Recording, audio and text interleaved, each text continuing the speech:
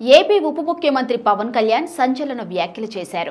గతంలో సినిమాల్లో హీరోలు అడవులను కాపాడేలా వ్యవహరించి హీరోయిజం చూపేవారని, కానీ ఇప్పుడు పరిస్థితి మారిందని అన్నారు. ఇప్పుడు అడవుల్లో చెట్లను నరికి స్మగ్లింగ్ చేయడం హీరోయిజం అయిందని వ్యాఖ్యానించారు. తాను సినీ రంగానికి చెందిన వాడిని అయినప్పటికీ పరిస్థితులు ఎలా మారిపోయాయో అర్థం చేసుకోవాలని అన్నారు. ఈ 40 ఏళ్లలో ఎక్కడి నుంచి ఎక్కడికి వచ్చామంటూ పవన్ ప్రశ్నించారు. ఇక గురువారం కర్ణాటక పర్యటనలో ఉన్న పవన్ కళ్యాణ్ ఈ వ్యాఖ్యలు చేయడం హాట్ టాపిక్ గా అయింది.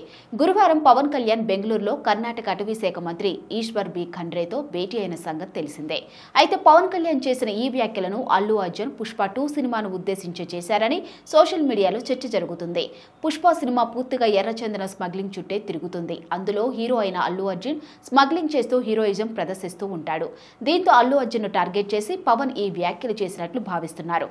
పైగా అల్లు అర్జున్ కు మెగా కుటుంబంతో భేదాభిప్రాయాలు ఉన్నట్లుగా ప్రచారం ఉంది. గత ఎన్నికల సమయంలో అల్లు అర్జున్ పవన్ కళ్యాణ్ కోసం పిఠాపురం ప్రచారానికి రాకుండా ప్రత్యర్థి పార్టీ అభ్యర్థి కోసం ప్రచారానికి నంద్యాల వెళ్లిన సంగతి తెలిసిందే. ఆ పరిణామం కూడా అప్పట్లో పెను సంచలనమైంది.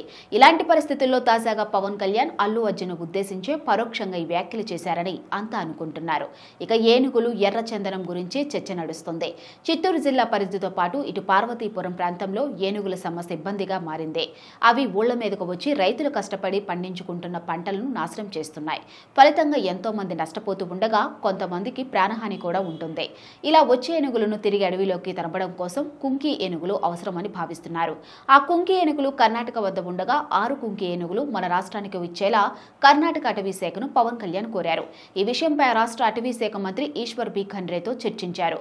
ఇంకా ఎర్రచందనం అక్రమ రవాణా విషయంలో కూడా ఇరువురు చర్చలు జరిపినట్లు తెలుస్తుంది.